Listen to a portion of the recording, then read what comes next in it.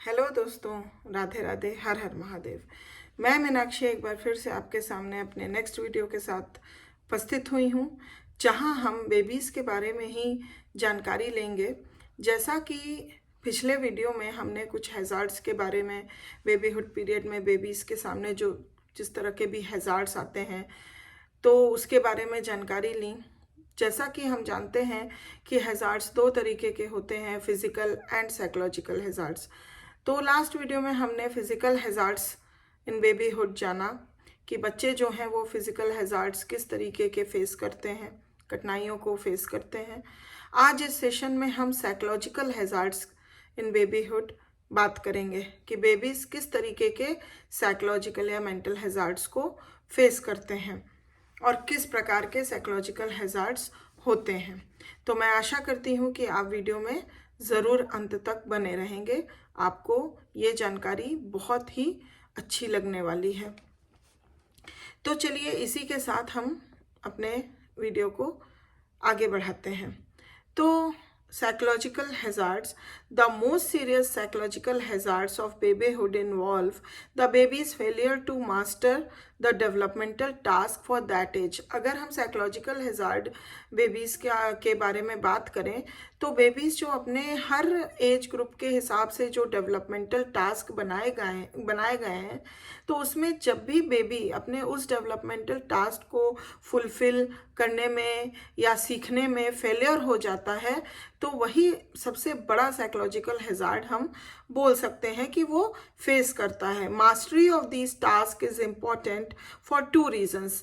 Developmental task में हर age group के हिसाब से मास्टरी होना क्यों इम्पॉर्टेंट है, इसके दो रीज़न बताए गए हैं। First, the sooner babies gain control over their bodies the sooner they can become independent of help from others. पहली बात कि अगर वो जितनी जल्दी अपने बॉडी पे कंट्रोल पा लेंगे, मोटर कंट्रोल हो जाएगा उनको, तो जो पूरी तरह से वो दूसरों पे आश्रित है या डिपेंडेंट है, उसमें उनको कमी आएगी और इंडिपेंडेंसी उनके अंदर डेवलप हो सकेगी। सेकंड, क्यों होना ज़रूरी है डेवलपमेंटल टास्क में mastery? Because mastery of these tasks provides the foundations on which mastery of later developmental task.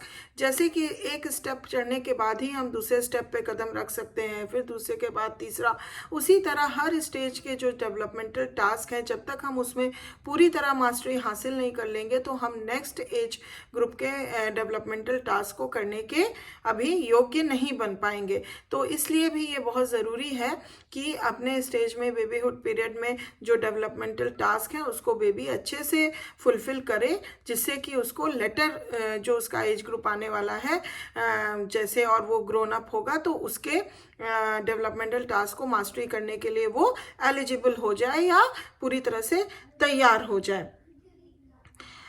The better the mastery of babyhood task, the more easily and quickly will the child be able to master the task of early childhood. Babyhood period के बाद जब life span का अगला stage आता है तो वो होता है अर्ली चाइल्डहुड का। तो अगर अच्छे से बेबी जो है अपने बेबीहुड के डेवलपमेंटल टास्क पे मास्टरी पा लिया, तो फिर वो जब अर्ली चाइल्डहुड में एंटर करेगा तो उसको उतनी कठिनाइयों का सामना नहीं करना पड़ेगा और बहुत ही जल्दी से और बहुत ही आसान तरीके से वो फिर उस पीरियड के डेवलपमेंटल टास्क को फुलफिल कर सकता है।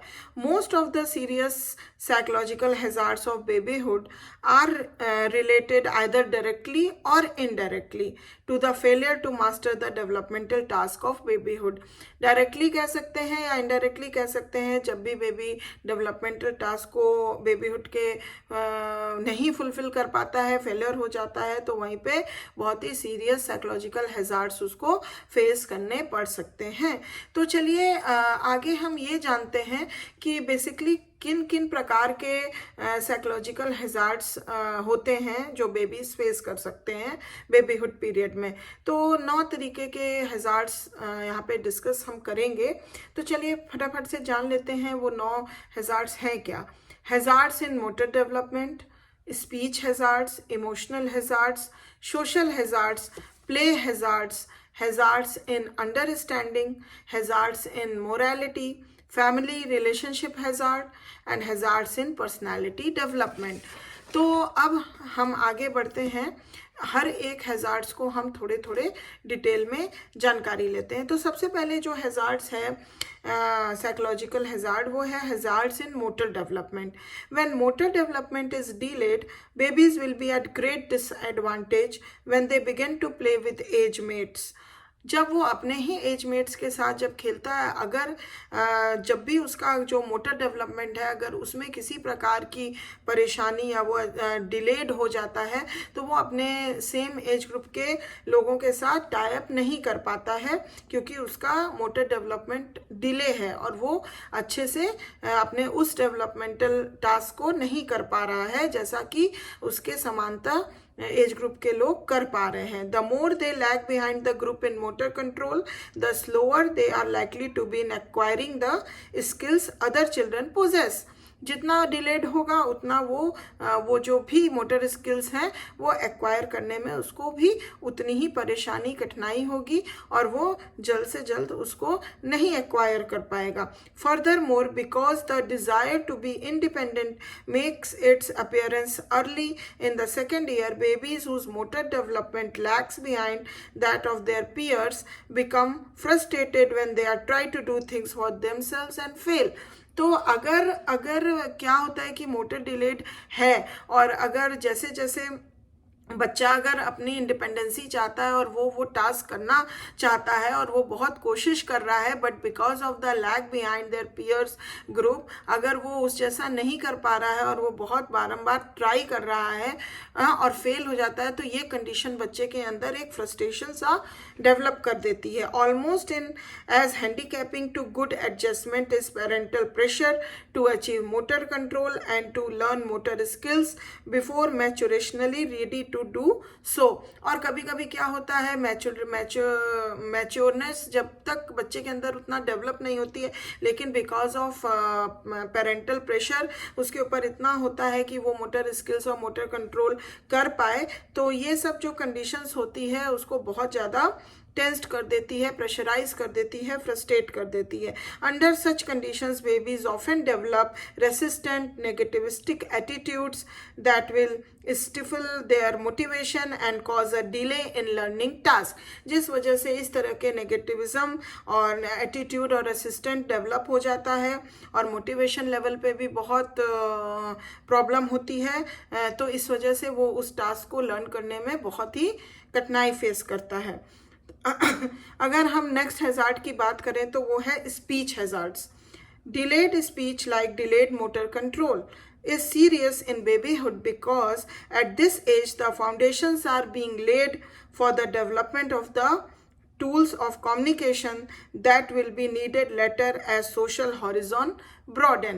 जैसा कि अगर हम मोटर डेवलपमेंट या मोटर हैजार्ड्स की बात किए, उसी तरह स्पीच डेवलपमेंट का भी अगर डेवलपमेंट जो होता है वो समय से नहीं अगर हो पाता है, क्योंकि बेबीहुड को हर एक डेवलपमेंट का फाउंडेशन पीरियड भी बोला गया है, तो इसी तरह स्पीच फाउंडेशन भी यहाँ ले डाउन होता है बेबीहुड पीरियड में। तो अगर वो नहीं हो पाता है तो जो भी टूल्स ऑफ कम्युनिकेशंस होते हैं जो नीडेड होते हैं बच्चे को, जब उसका जो सोशल हॉरिजन होता है वो ब्रॉडन होता है, जब वो घर से बाहर निकलता है, लोगों के बीच में जाता है या लोगों से संपर्क में आता है, तो अगर इस बेबीहुड पीरियड में वो चीज़ लैगिंग हुई, अगर उसका फाउंडेशन अच्छे से नहीं हुआ, वो डेवलपमेंटल टास्क को अच्छे से नहीं फुलफिल कर पाया, तो आगे उसको बहुत सारी कठिनाइयों का सामना करना पड़ सकता है जब वो अपने अगले चरण में चाइल्डहुड में एंटर करता है। When interest in people outside the home begins to awaken, children whose speech lags markedly behind that of other children find themselves in the role of outsiders।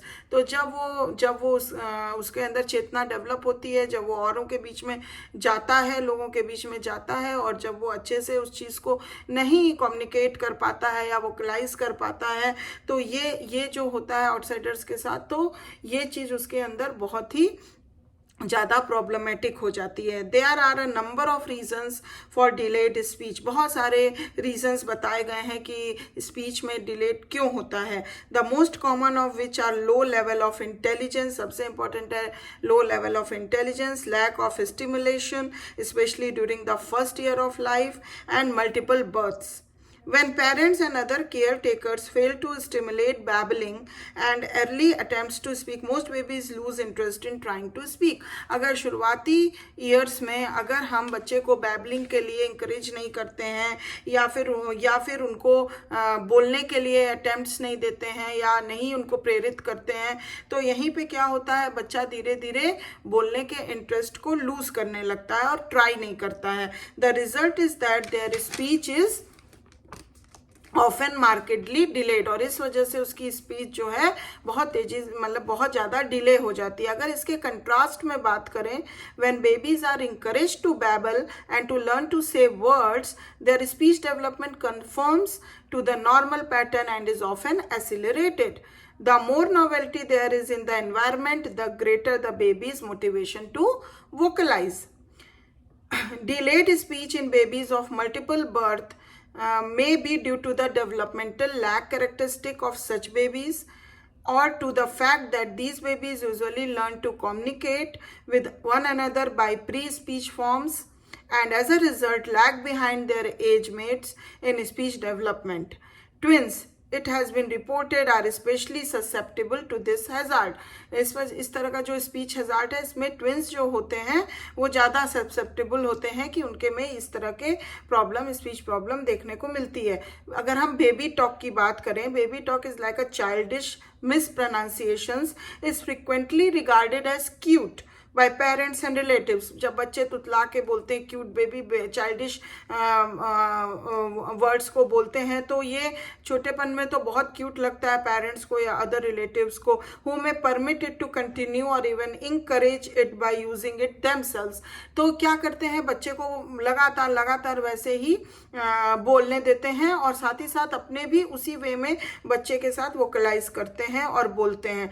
As a result an incorrect auditory image is develop. तो इस तरह से बच्चे के अंदर एक जो है ये गलत ऑडिटरी इमेज डेवलप हो जाती है.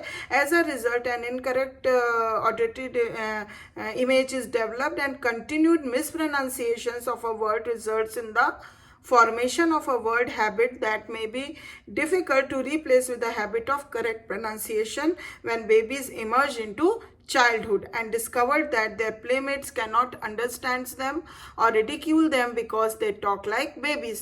अगर ये कंटिन्यू होकर डेवलप हो जाती है तो इस तरह जब वो अपने पेयर ग्रुप में या जब चाइल्डहुड में एंटर करता है, जब उसके फ्रेंड्स या पेयर ग्रुप उसकी इस चाइल्डिश भाषा को नहीं समझ पाते हैं, नहीं क्लियर उनको हो पाता है, तो यही सब कारण जो होते हैं फिर बच्चे के अंदर बहुत सारी परेशानियां डेवलप करते हैं और उसको फेस करना पड़ता है. इसीलिए सही समय पे सही वोकलाइजेशन, सही प्रोनाउंसिएशन, सही वर्ड्स का इस्तेमाल बच्चे के साथ करना बहुत ही बेहद ज़रूरी होता है. अगर नेक्स्ट हैजार्ड की बात करें तो वो है emotional hazards.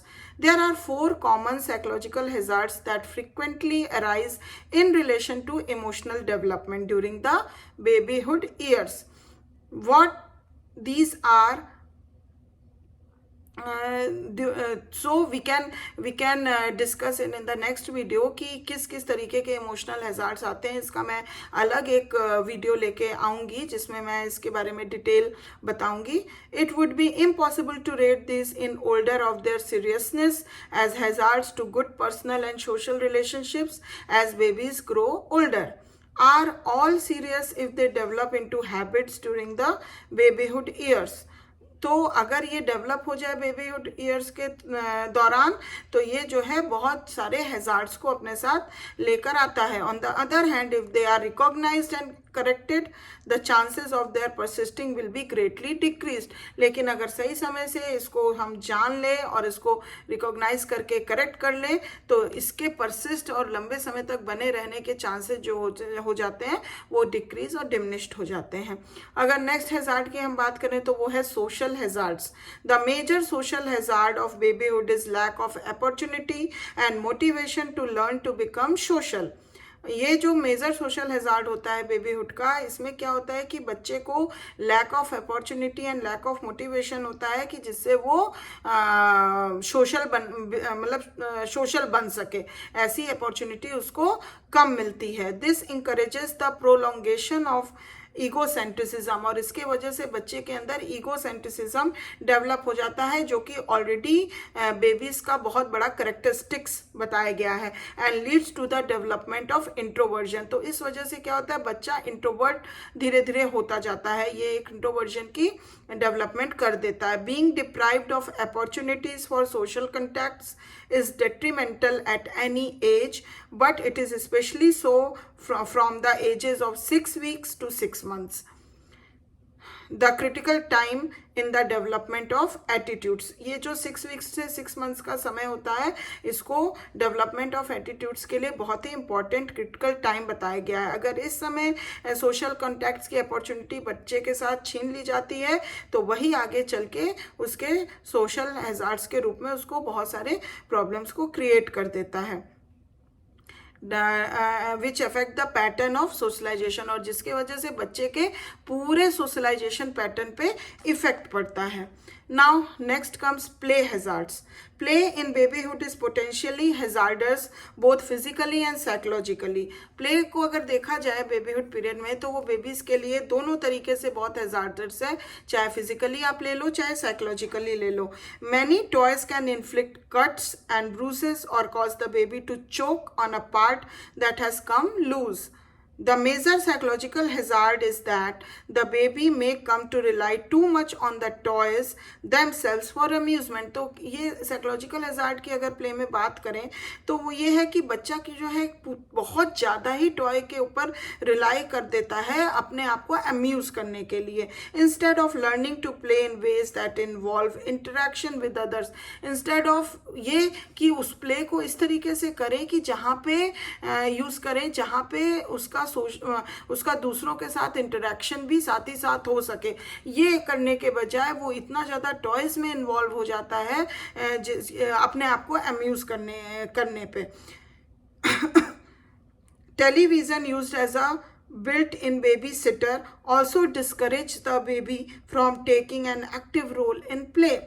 When babies spend most of their play time in being amused by television or by people, they are deprived of opportunity to play with toys in such a way as to experiment in developing new creations with them.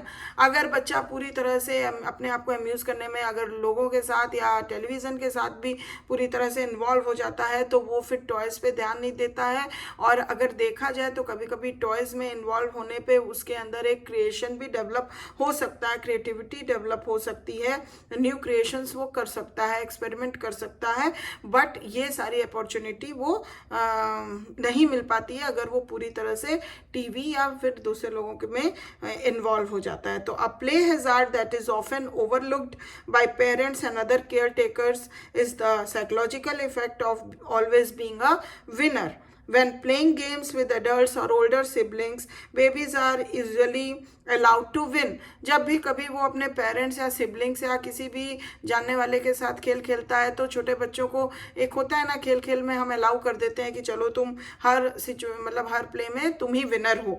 हाँ, तो ये कभी कभी क्या होता है, ये बहुत ही गलत साइकोलॉजिकल इफेक्ट देता है बच्चे के अंदर, जिसका रिजल्ट ये होता है कि they find competition with other children difficult. तो इस वजह से उनके अंदर एक हेल्दी कंपटीशन की भावना जो होती है वो अच्छे से डेवलप नहीं हो पाती है, और वो जब उनके सामने ये सिचुएशन, जब वो ग्रो ओल्डर होते हैं, सिचुएशन आती है, तो वो उस कंपटीशन को सही तरीके से नहीं ले पाते हैं और डिफ़िकल्ट समझते हैं, and are not able to lose gracefully. और अगर वो किसी भी कारण से लूज करते हैं किसी कंपटीशन को या किसी भी प्ले में, अगर वो लूज हो जाते हैं, हार जाते हैं, तो उस चीज़ को एक अच्छे तरीके से वो एक्सेप्ट नहीं कर पाते हैं।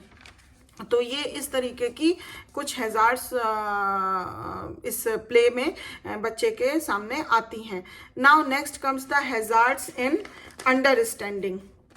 Even though understanding is in a rudimentary stage of development, it presents one serious psychological hazard. In the development of concepts, it is relatively easy to replace wrong meanings associated with people, objects, or situations with correct meanings. However, all concepts have some emotional weighting, and this is where the potential hazard lies. If for example अगर हम देखें, the baby learns to associate sweets with rewards for good behavior and to think of vegetable as a form of punishment. अगर हम देखें example के तौर पे कि बच्चा जो है वो क्या कहते हैं कि जो है स्वीट्स को रिवॉर्ड के रूप में एसोसिएट कर रहा है और वेजिटेबल को पनिशमेंट के, तो the emotional weighting of these concepts may lead to persistent food likes and dislike. तो इस कॉन्सेप्ट के कारण क्या होता है, बच्चे के फूड का लाइक एंड डिसलाइक्स जो होते हैं वो कॉन्सेप्ट डेवलप हो जाता है, जो कि कहीं कहीं बहुत गलत साबित होता है और प्रॉब्लम्स क्रिएट करता है। Now next comes the hazards in morality. No one expects babies to be moral in sense that their behavior conforms to the moral standards of social group or that they will feel guilt and shame if they fail to do so. However, a serious psychological hazard to future moral development occurs when babies discover that they get more attention when they do things to annoy and antagonize others than when they behave in more socially approved way.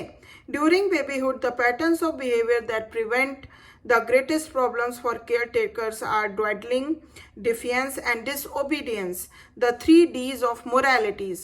While not one of these unsocial patterns of behavior is well developed, even as babyhood draws to a close, the foundations are often laid at this time.